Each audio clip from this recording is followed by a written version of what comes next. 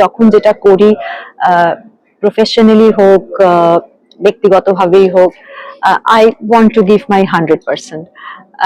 না হলে মানে সেটাই বোধহয় আমার আপব্রিঙ্গিং আর কি। আমি ডেফিনেটলি, কারণ আমি অভিনয় ছেড়ে দিয়েছি সেটা তো নয়, কারণ আমার আমার আমার সোলো মিউজিক্যাল প্লে সেটা তো চলছে।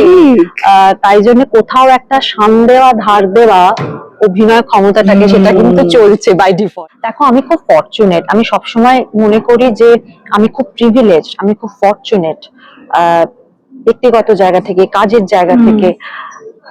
সেইটা নিয়ে মানে সেইটা যখনই ভাবি, যখনই তুমি ভাববে, তোমারও দেখবে মনে হবে যে কত ভাগ্যবতী তুমি। আজকালকার বাচ্চাদের তারা কি চায়, কি হবে, সেটা তারাই সিদ্ধান্ত নেয় এবং প্যারেন্টসদের উচিত সেটাকে সাপোর্ট করা। অন্তত আমি করে এসেছি। তো সেভাবে ও এটা কমপ্লিটলি ওর সিদ্ধান্ত, মা হিসেবে আমি সেটাকে ডেফিনেটলি সাপোর্ট করব। আর তারপর হচ্ছে ওর দক্ষতা, ওর পরিশ্রম, ওর ডেডিকেশন, লাক দেখা যায়। প্ল্যান করি এবং প্ল্যানিংটা আমি সবসময় অ্যাহেড করি। মানে আজকে আমি যা যা করছি, নেক্সট 3 বছর, আগামী 3 বছর, আগামী 5 বছর আমি নিজেকে কিভাবে দেখতে চাইছি, সেই প্ল্যানিংটা আমি করে ফেলি।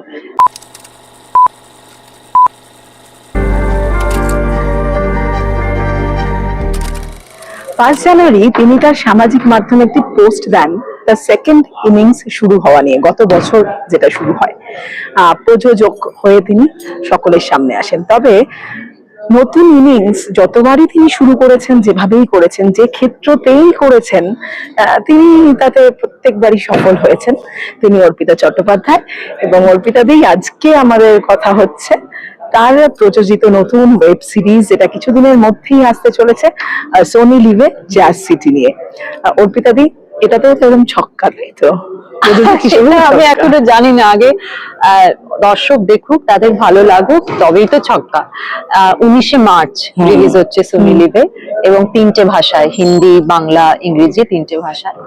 সো দর্শকরা দেখে যদি তাদের ভালো লাগে তাহলেই ছক্কা, না হলে অক্কা। না না, ছক্কাই ছক্কাই একদম। তো যেটা মানে প্রযোজক হিসেবে প্রথম যেটা আমরা দেখি, যে কোনো ক্ষেত্রতে, শুধু প্রযোজক নয়, ধরো একটু সেফ খেলতে মানুষ পছন্দ করেন। মানে আমি জানি যে এই জিনিসটা দেখবেন, এই ধরনের জিনিস দেখবেন, সেটা করি। তুমি সেটা বোধহয় করলেই না। মানে যে বিষয়ে যতটা সময় নিয়ে বানানো এবং এই ভাস্ট কাস্টিং, সবটা মিলিয়ে এত বড় একটা রিস্ক অর্পিতা দি, সেটা খুব সচেতন ভাবেই বোধহয় নেওয়া। হ্যাঁ, মানে স্ক্রিপ্টটা প্রথম স্টেপ হচ্ছে, স্ক্রিপ্টটা খুব ভালো লেগেছিল এবং এই স্ক্রিপ্টটার উপরে যদি কাজ করতে হয় তাহলে যেভাবে কাজটা করতে হবে সেভাবে করতে হবে।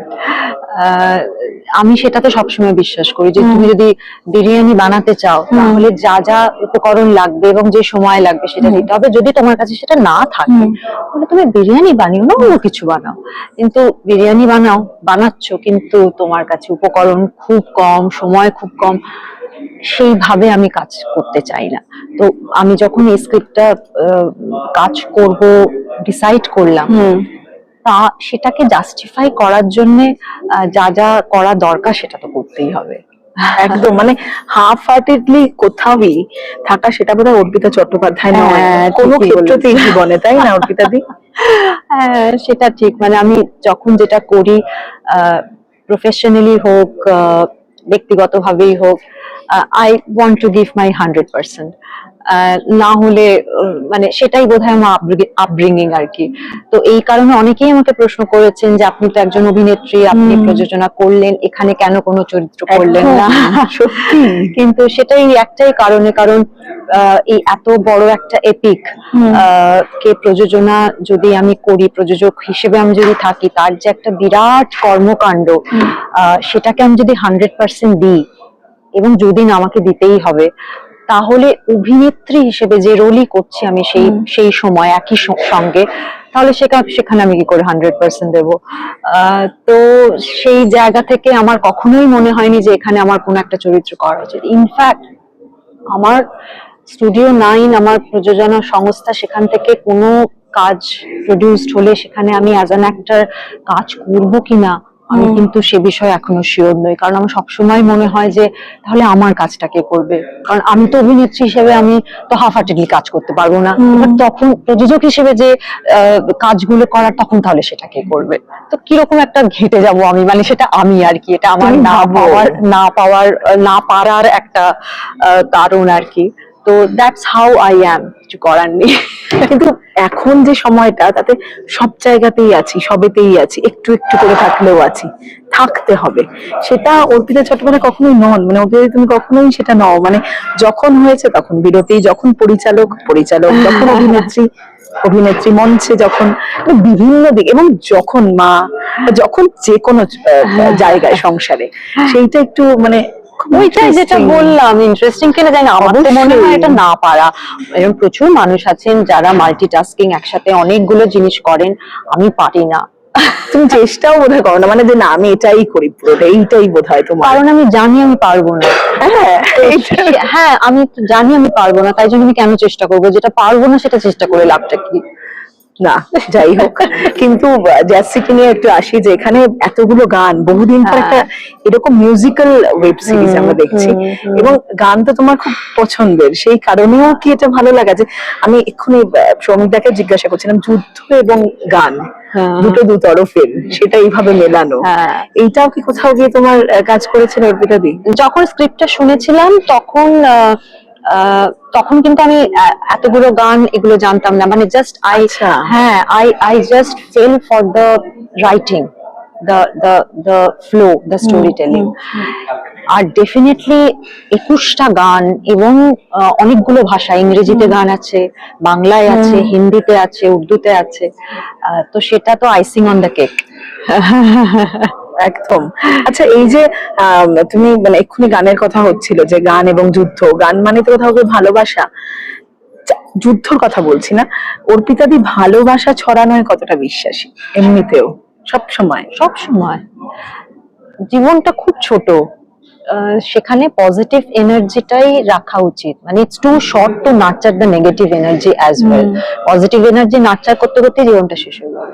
সেটা খুব কঠিন লাগে না এই সময়, চারিদিকে এত নেগেটিভিটি, এত মানে বোধহয় আসতেই দাও না কাছে, বাউন্ডারি না, মানে ওই আর কি, মানে নিজের যে কাজটা, দেখো আমি খুব ফরচুনেট, আমি সবসময় মনে করি যে আমি খুব প্রিভিলেজ, আমি খুব ফরচুনেট, ব্যক্তিগত জায়গা থেকে, কাজের জায়গা থেকে, সেইটা নিয়ে, মানে সেইটা যখনই ভাবি, যখনই তুমি ভাববে, তোমারও দেখবে মনে হবে যে কত ভাগ্যবতী তুমি, সব জায়গায় না পাওয়াটা ভাবো না।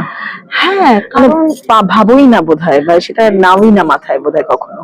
হ্যাঁ, কখনো জেনি না, সেটা বললে ভুল হবে, end of the day Monk তো নই, সেটা বললে ভুল হবে, কিন্তু এই থটসটা আমাকে খুব, তখনই আমি মানে ওটাকে চলে আসে মাথায়, ওইভাবে বোধহয় প্রোগ্রামিংটা করা, যে কত দিক থেকে আমি ফরচুনেট, এটা নিয়ে এটা নিয়ে এটা নিয়ে এটা নিয়ে, গ্লাসের হাফটা ভর্তি না হাফটা ফুল, সেটা তো তোমার উপরে, তুমি কোনটা দেখবে, কি দরকার আর এগুলো ব্যাগেজ, জানো তো, ঘাড়ের উপরে 100 কেজি 200 কেজি ব্যাগেজ, এই নেগেটিভিটিটা কি দরকার, ঘাড়টা ব্যথা করবে, তার থেকে শান্তিতে আমি চিন্তা মুক্ত হয়ে ঘুমাই রাতে, এটাই এটাই ভীষণ।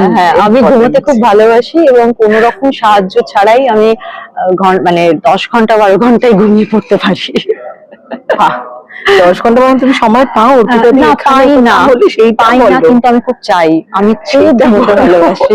তুমি তো কলকাতা বিভিন্ন জায়গায় শো হচ্ছে, যেহেতু এবং দিল্লিতে আমার কোম্পানি, মোস্টলি আমি ওখানে, হ্যাঁ সব ভাবে চলতে থাকে। আচ্ছা, এই যে বারবার নিজের নতুন আইডেন্টিটি ক্রিয়েট করা অর্পিতা দি, নতুন ভাবে নতুন ক্ষেত্রতে, এইটার জন্য একটা আত্মবিশ্বাস লাগে, এবং সেটা কি তুমি নিজেই নিজের লার্জার আমব্রেলা যদি দেখো, সেটা কিন্তু একটাই, সেটা হচ্ছে পারফর্মিং আর্টস, এন্টারটেইনমেন্ট ওয়ার্ল্ড। আমি এটার বাইরে কিন্তু আমার কোন রকম স্কিল নেই, কোয়ালিফিকেশন নেই, অতএব আমি যে অনেক কিছু পারি করি সেটা কিন্তু সত্যি নয়, ওই একটা বড় ছাদ, তার নিচেই যা যা যা যা আছে সেগুলো ভাস্ট আকাশের মতো, সেই ছাদটা ধরো, ছাদ নয়, সেটাতেও বিভিন্ন জায়গায়, আমি সেটাই বলছি যে নতুন ভাবে শুরু করা বারবার, সেই আত্মবিশ্বাস বা সেই জায়গাটা। আমি অ্যাজ আ পার্সন যে খুব খুব প্ল্যান স্ট্র্যাটেজি সেইভাবে চলি আর কি, তাই জন্য আচ্ছা। আমি একটা যে খুব মিরাকল হয়ে গেল বা একটা হুম। খুব সারপ্রাইজ, সেটা হয় না আমার ক্ষেত্রে আর কি, কারণ আমি সবসময় প্ল্যান করি এবং প্ল্যানিংটা আমি সবসময় অ্যাহেড করি, মানে আজকে আমি যা যা হুম। করছি হুম। নেক্সট 3 বছর, আগামী 3 বছর, হুম। আগামী 5 বছর আমি নিজেকে কিভাবে দেখতে চাইছি, হুম। আহ, সেই প্ল্যানিংটা আমি করে ফেলি বরাবরই। তো ওইটা বোধহয় কোথাও আমাকে একটু হেল্পও করে, এবং শুধু প্ল্যান, প্রথম হচ্ছে প্ল্যান করা, সিদ্ধান্ত নেওয়া, এবং তারপরে সেটার উপরে কাজ করা, you have to work on it hmm. To make it happen. তো সেইভাবে জিনিসগুলো হয়ে যায় আর কি। একদম। তো তুমি যেটা বললে সেটা দিয়ে শেষ করব, সেটা হচ্ছে দুটো প্রশ্নই লাস্ট করছি, যে অভিনয়টা যেটা মানুষ মিস করেন এবং দর্শকেরা দেখতে চান, তোমার প্রযোজনা সংস্থায় না হোক, তুমি সেখানে প্রযোজকই, কিন্তু অন্যান্য জায়গায় অন্য হ্যাঁ ক্ষেত্রে এখন- নিশ্চয়ই, আমার কাছে যদি সেরকম কোনো গল্প বা চরিত্র আসে যেটা খুব চ্যালেঞ্জিং, খুব কঠিন, এবং আমি অ্যাজ অ্যান অ্যাক্টর রিইনভেন্ট করতে পারবো নিজেকে, আমি ডেফিনেটলি, কারণ আমি অভিনয় ছেড়ে দিয়েছি সেটা তো নয়, কারণ আমার আমার আমার সোলো মিউজিক্যাল প্লে সেটা তো একদম মঞ্চে, চলছে, ঠিক। তাই জন্য কোথাও একটা সান দেওয়া, ধার দেওয়া অভিনয় ক্ষমতাটাকে, সেটা কিন্তু চলছে বাই ডিফল্ট।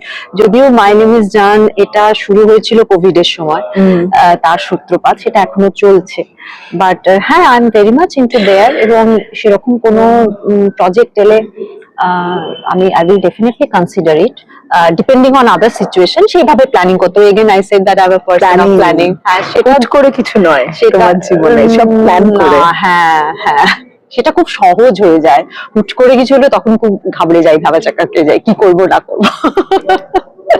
শেষ করব, শেষে সকলেই জানতে চান ত্রিশানজিৎ নাকি বড় পর্দা আছে নাকি না আসছে, কি বলবে? দেখো, ও পুরোপুরি ওর সিদ্ধান্ত। আজকালকার বাচ্চাদের তারা কি চায়, কি হবে, সেটা তারাই সিদ্ধান্ত নেয়, এবং প্যারেন্টসদের উচিত সেটাকে সাপোর্ট করা, অন্তত আমি করে এসেছি।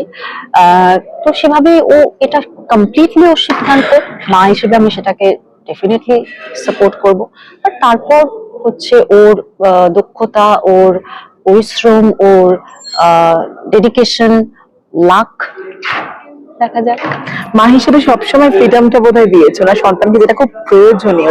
অলওয়েজ, এখন সময় চেঞ্জ, সময় চেঞ্জ হয়ে গেছে, এটা আমার মনে হয় না আমি সিদ্ধান্ত নেওয়াটা না না না, আমাদের ছোটবেলায় পুরো সময়টা অন্য ছিল, পুরো পুরো সোসাইটাল পুরো নর্মস গুলোই অন্য ছিল, সেই। প্যারামিটার গুলোই অন্য ছিল, এক্সপোজার এত ছিল না, মোবাইল ছিল না।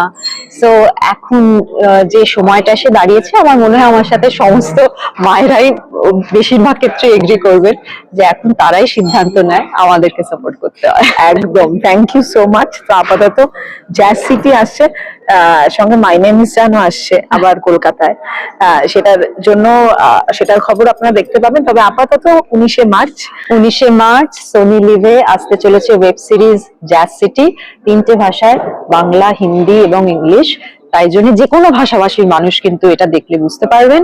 অ্যান্ড যেহেতু ওটিটি খুব কনভিনিয়েন্ট, যখন সময় হবে, যেদিন, যে সপ্তাহ, যে মাস, সময় করে দেখে ফেলুন, এবং দেখে আপনাদের ভালো লাগলো কি লাগলো না সেই মতামত নিশ্চয়ই জানাবেন, কিন্তু তার আগে দেখতে হবে।